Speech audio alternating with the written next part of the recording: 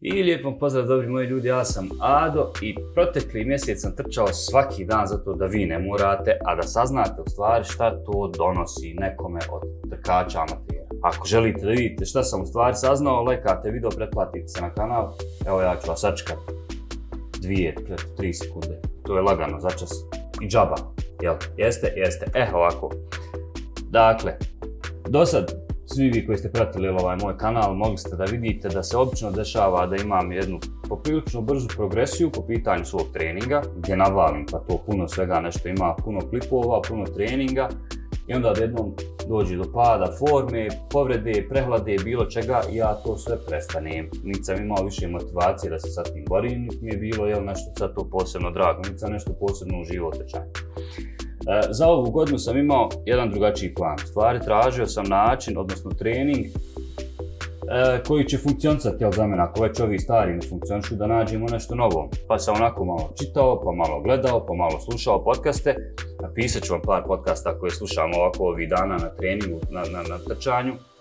Dole u opisu ovog videa, čisto da možete i vi da uživate, da saznate puno toga vezano za trčanje. I u svemu tome sam došao do ideje da probam da trčim svaki dan iz nekoliko razloga u stvari. Jedan, da stvorim naviku, da se ponovo utrčim, stvorim naviku da trčim što češće. I dva, da probam napraviti nekakve svoje rezultate koji su malo više lične prirode, jer mi imamo svi nekako malo taj problem s egom, pa ako je neko brži od nas, da nam bi da budemo brži od njih, pa se onda dešava to što sam malo prije rekao, da pokušavamo što prije da dođemo do određenog nivoa.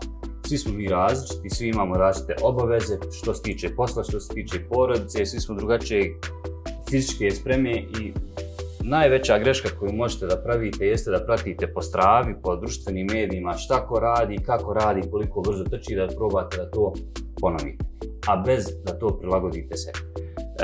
Ove godine moja želja je da sve te stvari u stvari prilagodim sebi, svom tempu života, kako bi izbjegao povrede, trčao sa osmijehom na licu i na kraju godine uradio nešto što neću još uvijek podijeliti sa vama, ali nešto što smatram da je onako pravo, nekakav veći zahvat, meni blizak srcu i ovdje lokalni, tako da o tom potom. Nego da se vratimo na cijeli mjesec trčanja.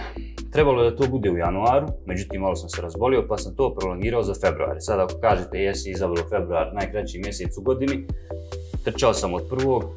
februara pa sve do, evo danas je 4. mart kad ja ovo snimam, danas ću odraditi trening nakon snimanja, da bi imao taj period od 31 dan uzastopnih treninga, čisto da vidite kako se to nešto promijenilo u tom mom treningu, odnosno onim stvarima koje sam htio da izmjerim. A htio sam da mjerim tempo i srčanu frekvenciju, odnosno otkucaje srca, kako god hoćete. Ideja je bila da se 70 do 80% treninga radi u toj drugoj zoni. Možete puno toga pročitati na netu ili vidjeti na YouTube-u o toj drugoj zoni ili MAF metodi gdje kažu da trčite sporije da biste bili brži. U stvari radi se o jednom jednostavnom načinu da izgradite aerobnu bazu, a to je da odrađujete lagane treninge i kako vaš organizam se adaptira na taj napore, na taj trening, vama sve lakše i lakše postaje da trčite određeni tempo, odnosno srčana frekvenca pada. Sad ako pogledamo moj prvi trening koji sam odradio u februaru, dakle 1. februara, tempo je bio 6.11, a otkucaji su bili negdje oko 155 ili 154. Samo malo, sad ću ja to detaljno da vam pogledam, da vam pokažem u stvari. 1. februar, tempo 6.14, a otkucaj 152. I sad kad dođemo na 3. mart, odnosno trening koji sam odradio juče, pogledajte da sam trčao tempo 6.22, dakle malo sporije, ali je srčana frekvenca bila 132 otkucaja u minuti. Puno mi je lakše trčati na tom tempu, ne osjećam nikakve bolove. Pored toga što radim vježbe mobilnosti koje sam naučio od Ade Ajdina, link će se pojaviti negdje ovako tu iznad, ako vas zanima šta oni u stvari rade i šta sam u stvari od njih naučio i kako već ja to sad primjenjujem u svoje treninge, dakle poslije ili prije treninga kad stignem. Nema bolova, ima puno osmijeha, obično treninzi traju taman toliko da poslušam neki podcast, vratim se kući bez previše umora i spreman sam da trčim opet sutra dan. Sad, nije svaki trening toliko lagan, radio sam ovaj mjesec, mi je ideja bila u stvari da samo odradim takve treninge, ali sam ubacio 2 treninga koje sam radio u tempu nekakvom svom željenom tempu za polumaraton 4 minute i 45 sekundi po kilometru. I moram reći da je na tom tempu srčana frekvencija išla tek do 160 otkucaja po minuti, a ako ćemo usporediti tempo, kako je progresija tog tempa sa onog prvog treninga do ne znam nekog najbržeg, najbrže sam trčao na 152 otkucaja, bilo je 5.35, dakle to ako se sjetite, onaj prvi trening je bio 6.11 na 152, a sad je bio dakle 22. februara, odnosno 22. trening 5.35 na 152.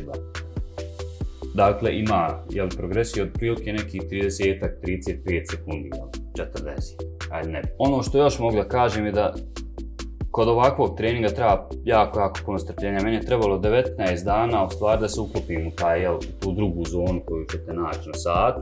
Za mene je ona ispod 141, za nekoga je možda drugačija, zavisi od vaših godina, od vaših spreme i od toga da li ste u stvari uradili VO2 test negdje profesionalno kako treba, a ne vjerujete samo ovome što vam sad pokazuje, dakle onaj generička ona tabela koja se određuje gornji prag te druge zone. A ako ćemo dalje tempo pogledati, dosta toga zavisi od toga kako sam ja raspoložen, tako da najbrže sam trčao unutar te druge zone gdje mi je znači gornji prag 141 otkucaj je bilo 5.44, 5.46, to je zadnjih par treninga koje sam radio. I to su dakle ti neki rezultati koje sam ja uspio da primijetim u toku ovih 31 dana, da ne bude samo februar uzeti u obzir, pošto je najkraći mjesec u godini. Ono dalje što slijedi jeste nastavak ovog sistema, da kažem 70 do 80% trčanja u toj drugoj zoni, s tim što će sad malo više, odnosno otprilike svake druge sedmice biti ubačen ili trening brzine, što ja to obično ćete kod mene na stravi pogledati 20 minuta tempo. To je dakle 20 minuta u tempu za polumaraton, pa kako to bude se ubrzavalo, vjerovatno ću i pojačavati tempo u tih 20 minuta.